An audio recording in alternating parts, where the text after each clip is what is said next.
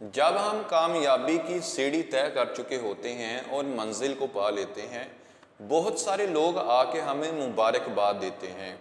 याद रखिएगा, मंजिल को पा लेना आपका असल रिवार्ड नहीं है, बल्कि इस सारे सफ़र में जितनी चीज़ें आप हासिल कर लेते हैं, आपका मैच्योरिटी लेवल अप हो जाता है, आपका जो पोटेंशियल है इसमें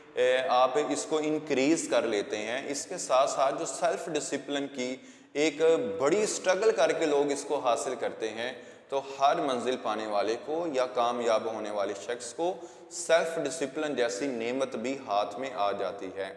तो याद रखिएगा, असल कामयाबी हमारी ये है कि हम इस सफ़र के दरमियान, इस सख्त मेहनत और जिद्दोजहद के दरमियान जो अपनी पर्सनैलिटी को पॉलिश कर लेते हैं, अपने प्रोफेशन में हम कम्पिटेंट हो जाते हैं, असल कामयाबी और असल रिवार्ड यही होता है।